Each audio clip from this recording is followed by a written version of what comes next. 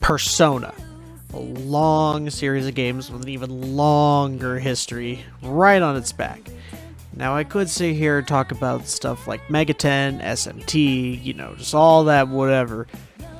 This is a Persona vid, so I'm just gonna stick to that and what I know. You see, from its somewhat humble start in 1996 as a PS1 RPG about people using stands to fight demons, it's now become basically unplayable.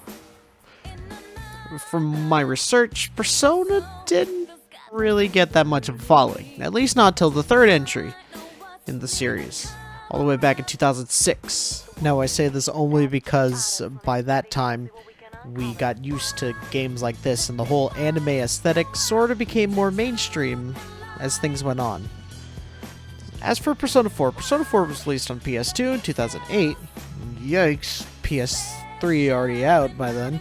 The version we'll be talking about is Golden, a revamp/expansion of the original, originally on Vita in 2012, then 8 years later on PC, which is where the gameplay will be caught from. Since its release on the Vita, it's become one of the best RPGs and best games ever. So let's dive into the mystery, go through the Shadow World. The story follows your OC anime pretty boy, which I named Can He Beat Goku? You're cast out into a backwater country town of Inaba, staying with your uncle and his daughter, Dojima and Nanako. The first day of Booney's school, you meet classmates Yosuke Broken Balls Hanamura, Chie Steakanaka, seriously, she doesn't shut up about it, and Yukikoho Amagi, as well as a whole other slew of characters within your school.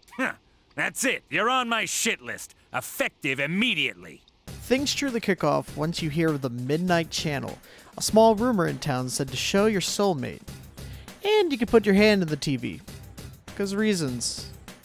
Around the same time, you learn about a serial murderer in town who kills by unknown means. So, by putting two and two together, you and Yosuke decide to investigate.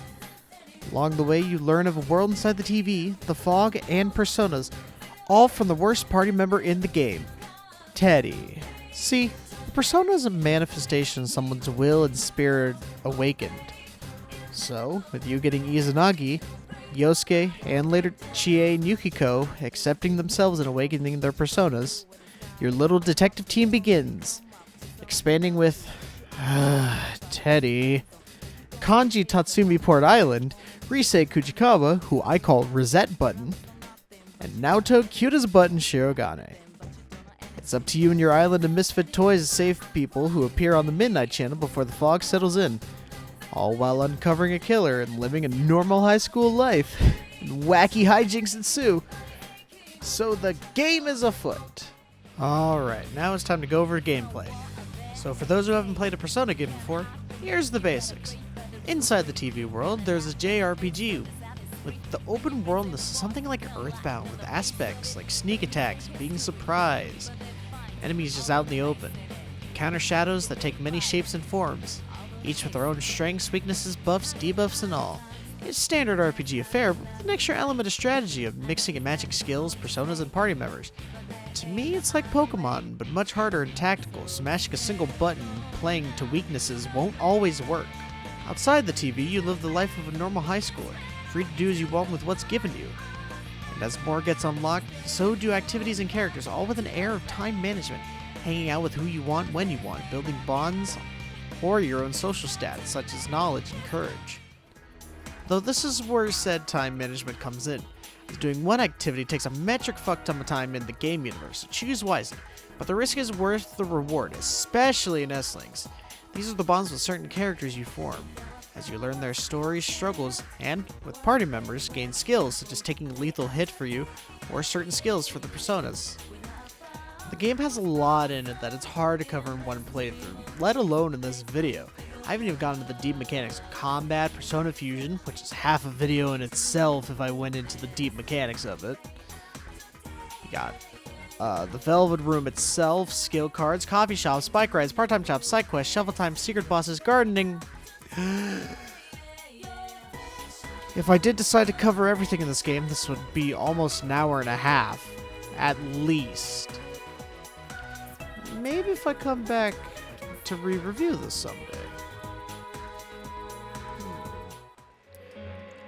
Warning, the next segment contains spoilers for the story until the end.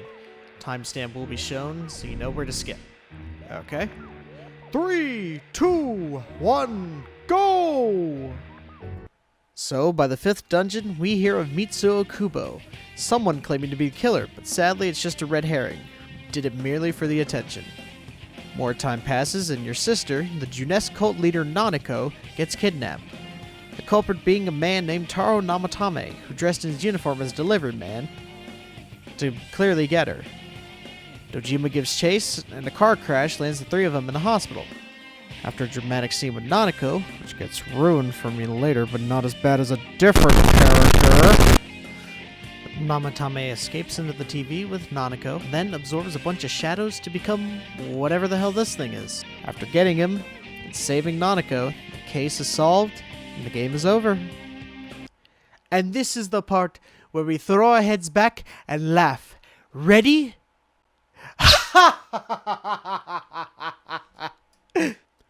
Well, for one, Teddy runs away from the hospital and returns later after discovering himself and who he is.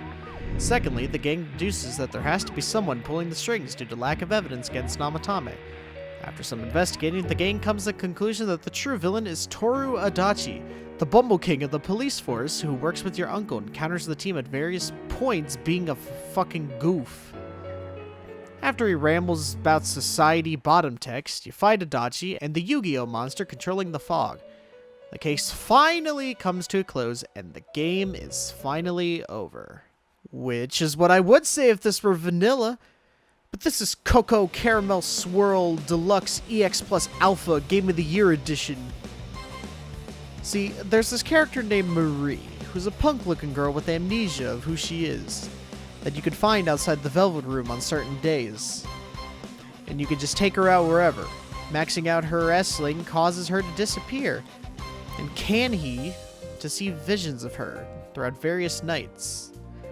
She was able to discover who she was and claims that she must die to clear the fog in both the TV and in real life. The team calls her a dummy, beats her shadow form, and now the game is over. Yeah, right. On your last day of activity in town after seeing everyone off, you can go to Junes for one last visit. After a party, the gang realizes one thing. Why did you have the ability to enter the TV without a persona? Because that's how everyone else was able to do it initially without your help. Well, it seems that someone gave him the powers in some mysterious way. So, after some thorough investigating, you find a letter from Adachi. It tells you that you have to find someone that he met when he first came into town, so you do the same. And a few investigating moments later, you find out that it was the gas station attendant at the very beginning of the game? Alright.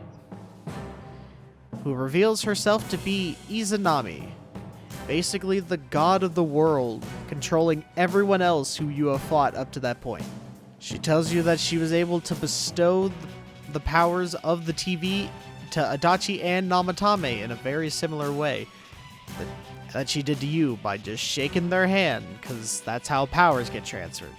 So there's one last dungeon to go through and one last hell spawn to fight, and now the game is actually over. With one last sequence, return to Inaba 1 year later, catch up with your friends and family, ending in a wonderful and peaceful way. And that was Persona 4 Golden.